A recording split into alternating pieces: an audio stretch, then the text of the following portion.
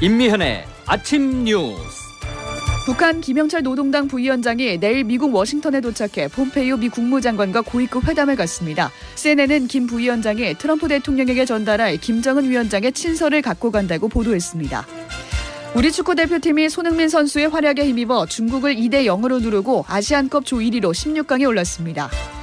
재판 청탁 사실이 드러난 서영교 의원과 투기 의혹이 제기된 손혜원 의원에 대해 민주당이 긴급 진상조사에 착수했습니다. 영국 메이 총리가 브렉시트 합의안 부결에도 불구하고 정권은 유지하게 됐습니다. 하지만 향후 대안 마련이 쉽지 않아 혼돈은 계속될 전망입니다. 반짝 추위가 누그러졌습니다. 공기도 비교적 깨끗하지만 주말에는 미세먼지가 몰려오겠습니다. 이상은 이 시간 주요 뉴스입니다.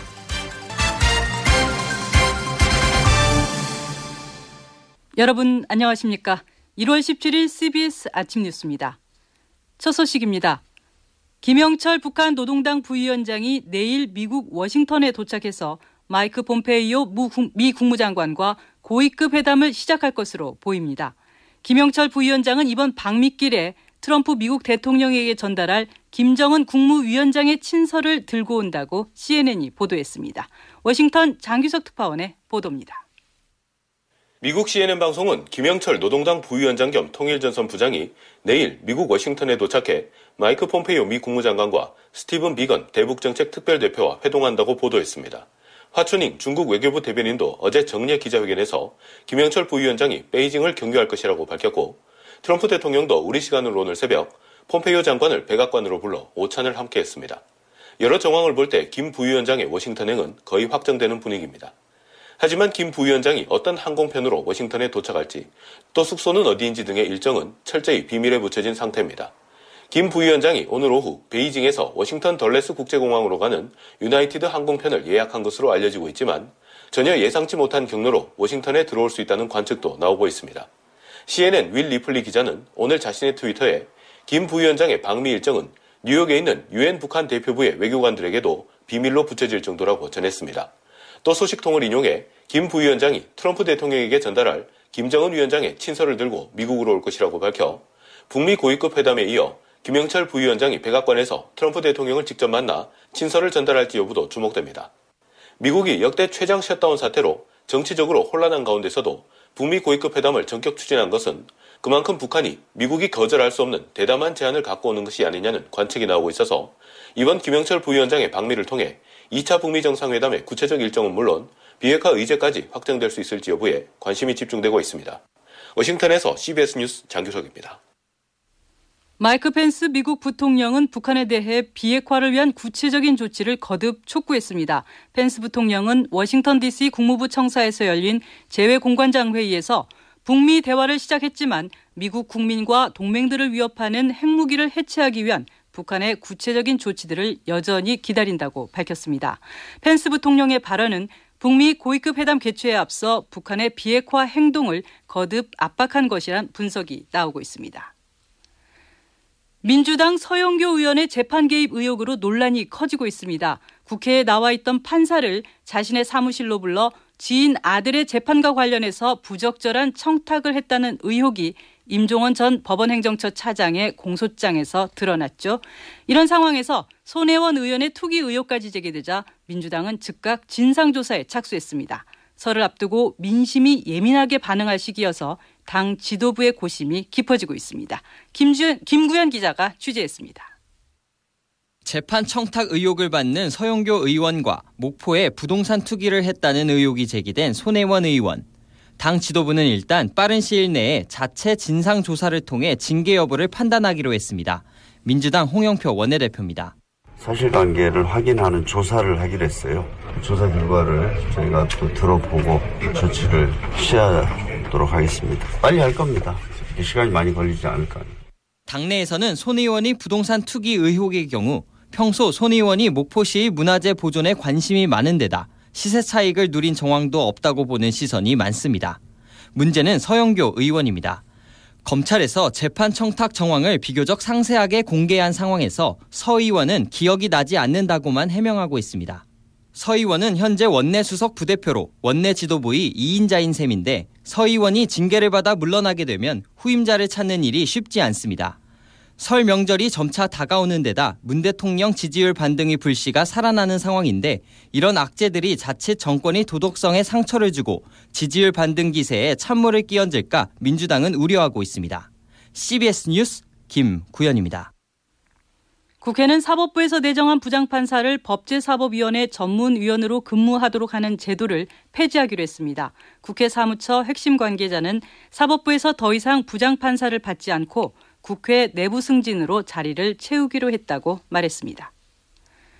59년 만에 아시안컵 우승에 도전하는 한국 축구대표팀이 중국을 꺾고 조 1위를 확정했습니다. 박항서 감독의 베트남은 대회 첫 승을 거두며 16강 진출의 불씨를 되살렸습니다. 아부다비에서 송대성 기자가 이 소식 전해왔습니다. 한국 축구의 자존심을 회복한 경기였습니다. 파울루 벤투 감독이 이끄는 대표팀은 어젯밤 열린 2019 아시안컵 조별리그 최종전에서 중국을 2대0으로 제압했습니다. 조 1위로 16강에 오르기 위해 반드시 승리가 필요했던 대표팀. 우승이라는 목표를 향한 선수들의 투지가 승리로 이어졌습니다. 전반 14분 황의조가 손흥민이 얻어낸 페널티킥을 침착하게 마무리해 선제골을 기록했습니다. 수비수 김민재는 후반 6분 헤딩 추가골로 승부의 쐐기를 박았습니다.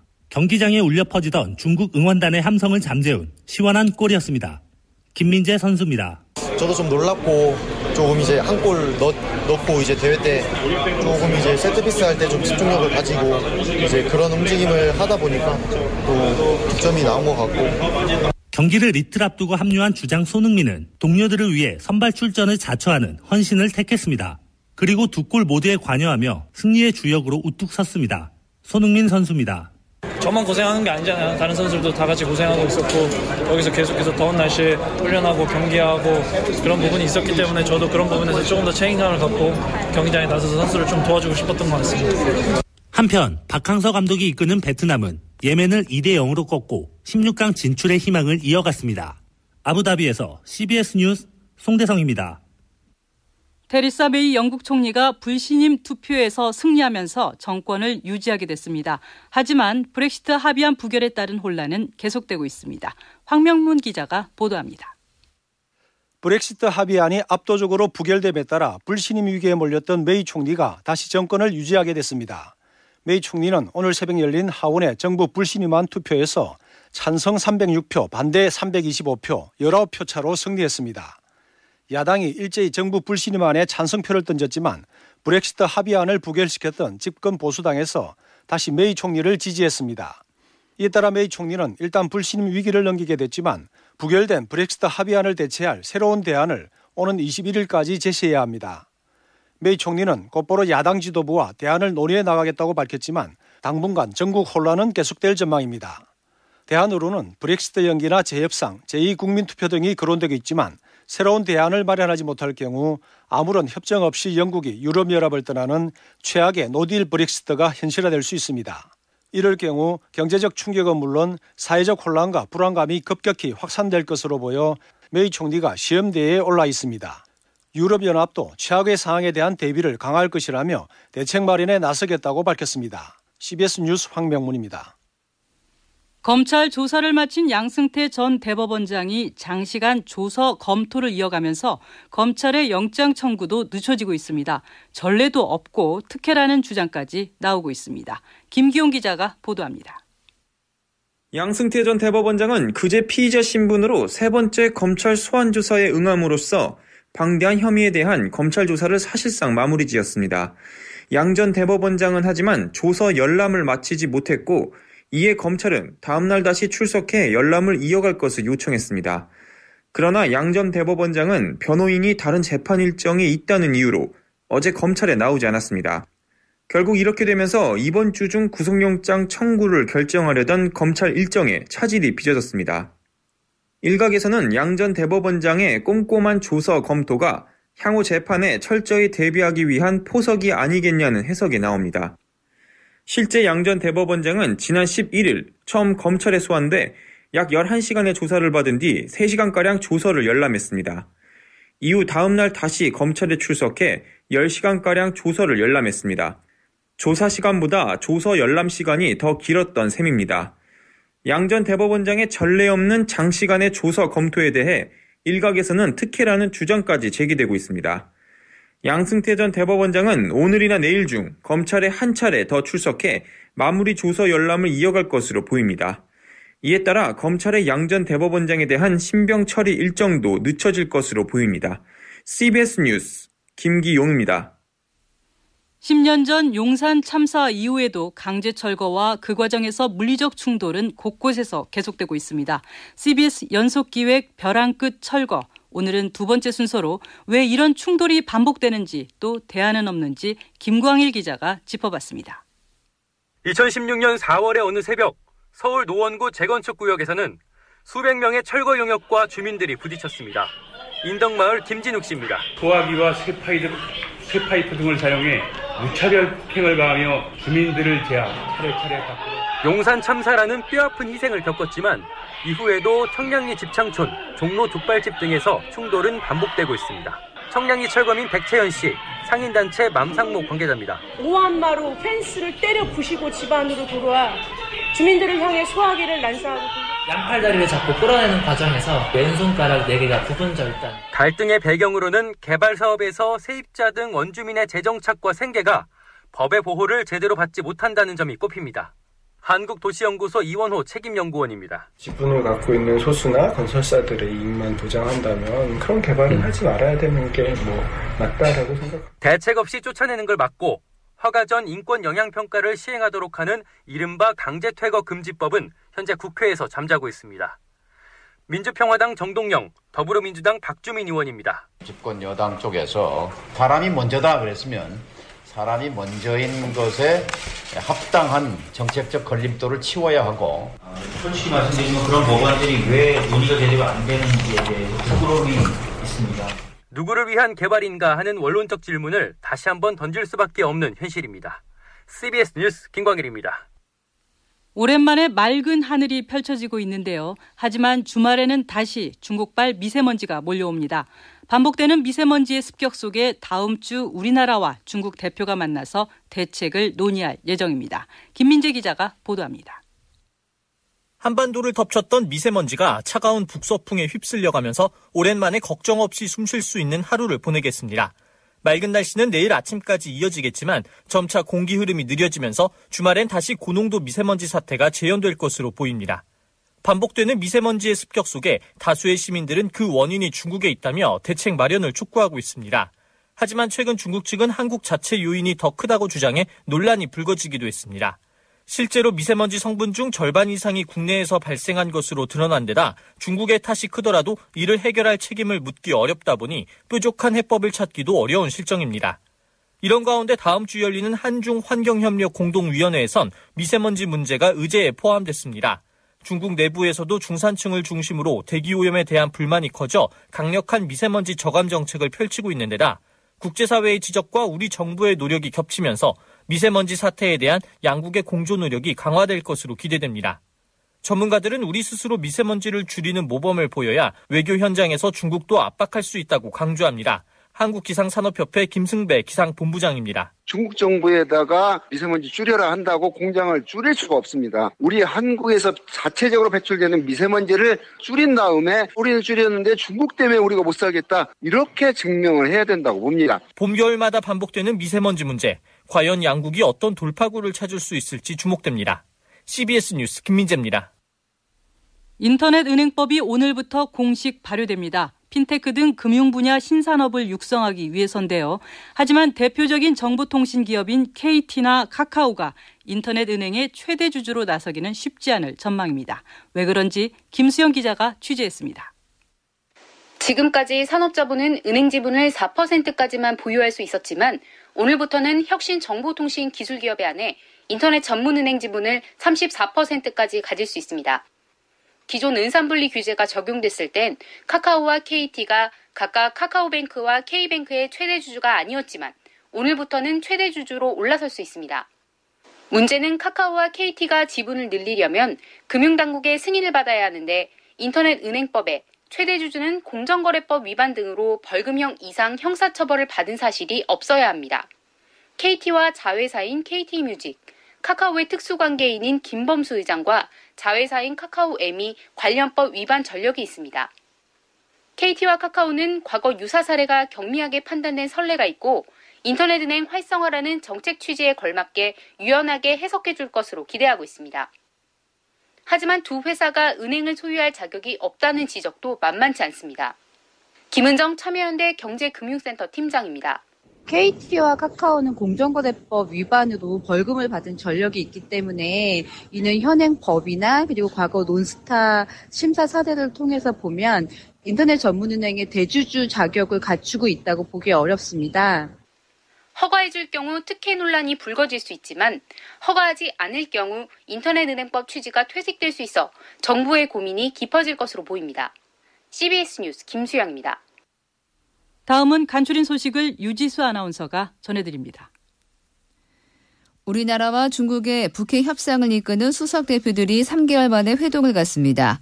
이도훈 외교부 한반도 평화교섭 본부장은 오늘 오후 외교부에서 쿵시 안유 중국 외교부 부부장을 만나 비핵화와 북미 간 2차 정상회담 추진 상황에 대한 의견을 교환할 예정입니다.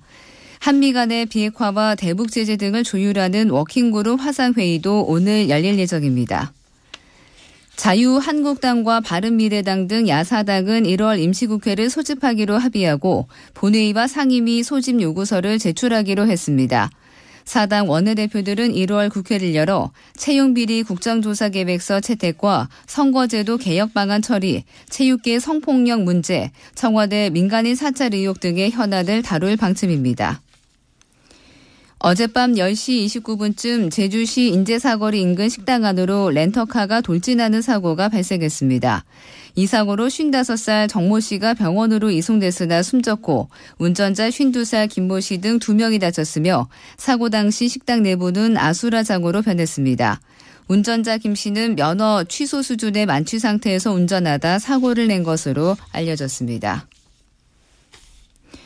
지난해 호주 오픈 테니스 4강에 올랐던 정현 선수가 오늘 낮 대회 3회전 진출에 도전합니다. 1회전에서 대역전승을 거뒀던 세계 25위 정현은 호주 멜버른에서 낮 1시쯤 열리는 단식 2회전에서 세계 랭킹 55위인 프랑스의 에르베르와 맞붙습니다. 청와대 특별감찰반에 민간인 사찰 등 의혹을 제기한 김태우 수사관이 오늘 4차 참고인 조사를 위해 검찰에 출석합니다. 지금까지 간추린 소식이었습니다.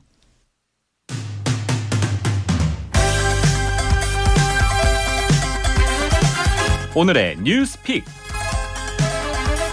문화 트렌드를 읽는 뉴스 라이프 밸런스 조은정의 뉴라벨입니다. 조은정 기자 나와 있습니다. 어서 오세요. 네, 반갑습니다. 조은정입니다. 오늘은 어떤 이야기 해볼까요? 지금 드라마 하나가 대한민국 사회를 들썩거리게 하고 있습니다. 바로 스카이캐슬이라는 드라마인데요. 네. 상류사회의 자녀 입시 전쟁을 다루는 드라마입니다. 주변에서 워낙 또 말을 많이 하더라고요. 네, 주변에서 얘기 많이 들으셨죠. 네. 이 드라마 사실 시작할 때는 별로 주목을 받지 못했습니다. 겨우 1% 시청률로 시작을 했는데요. 지금 16회까지 왔는데 최고 시청률이 19%까지 올랐습니다. 19% 엄청나네요. 네, 지상파가 아닌 종편 드라마인 걸 감안하면 엄청난 성적인데요.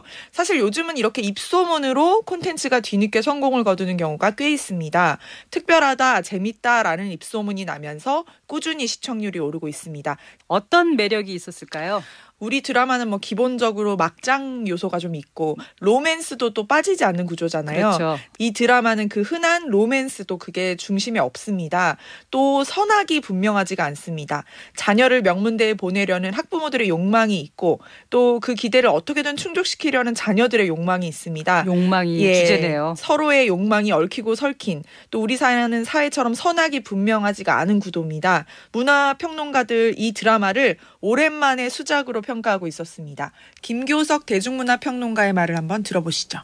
이런 식으로 로맨스 없이 인간의 욕망을 가지고 이렇게 풀어간 드라마가 굉장히 좀 특별하다고 보고 이게 그냥 극중의 이야기가 아니라 누구나 하고 있는 고민을 근간으로 하고 있다는 점에서 이 드라마가 더 폭발력이 있다고 그렇게 생각은 합니다. 네, 흥미가 더 생기는데요. 네. 대략 어떤 내용입니까?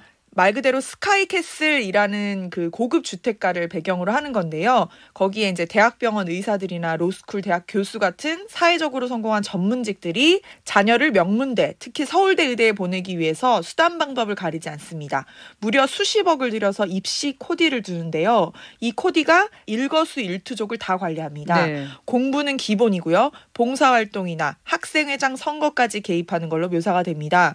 저도 사실 보면서 이게 저렇게까지 할까, 드라마이기 때문에 과장이 심한 거 아닐까 생각을 했는데 그런 건 아닌 것 같던데요. 네, 입시 전문가에게 물어보니까 이게 지금 강남 대치동에서 벌어진 현실과 크게 다르지 않다고 해요. 종로학원의 임성호 대표의 말을 한번 들어보시죠. 현재 그 입시 제도하고 준비하는 어떤 틀, 이런 부분들은 지금 현재랑은 사실은 일치하죠. 제가 봤을 때는 저 정도의 금액과 어떤 형식도 충분히 있을 수 있다라고 일단은 생각을 할 수 있다라는. 사실 우리 사회에서 입시 문제는 하루 이틀의 이야기가 아니죠. 네. 80년대에도 행복은 성적순이 아니잖아요. 이런 영화도 네. 있었습니다. 여전히 똑같이 반복이 되는군요. 뭐 명문대에 들어가야 성공한다라는 강박은 같을 수 있겠지만요. 이 명문대를 향하는 구체적인 방식은 다릅니다.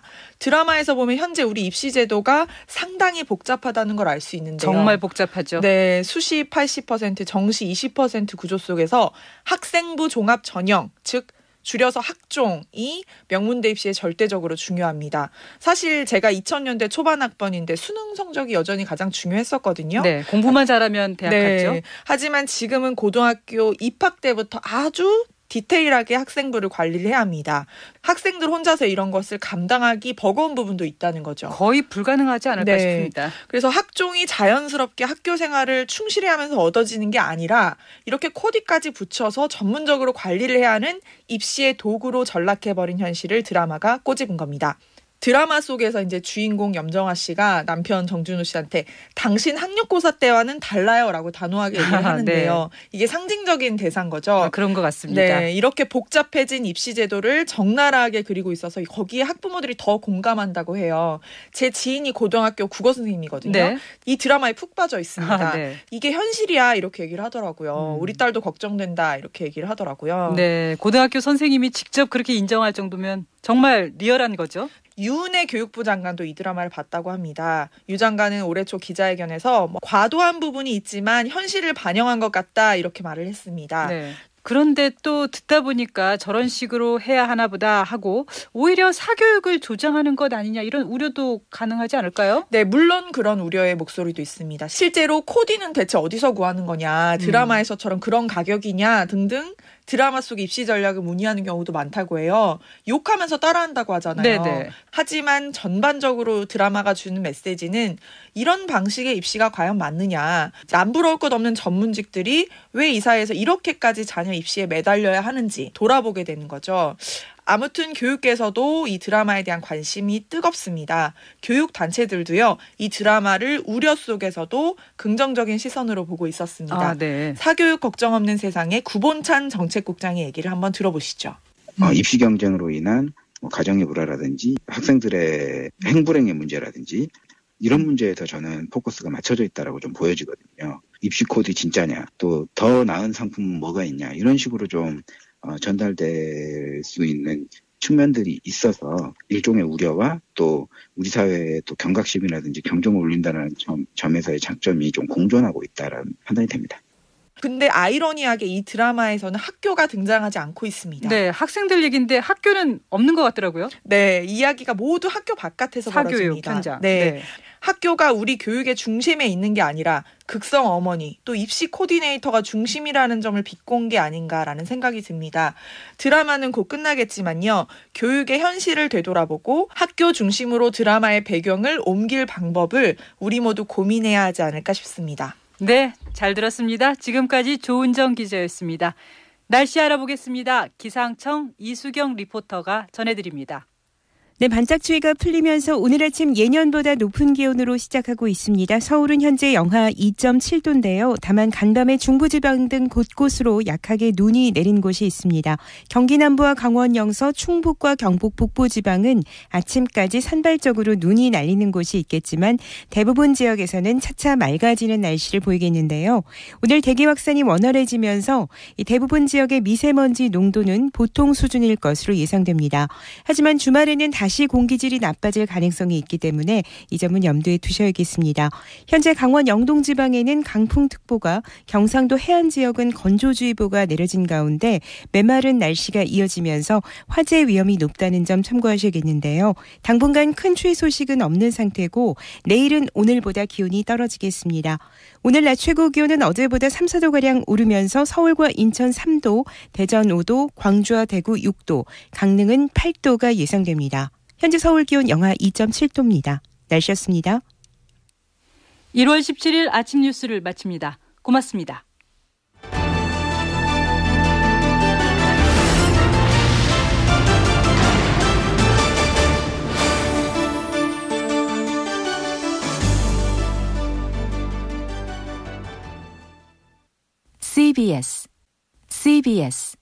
CBS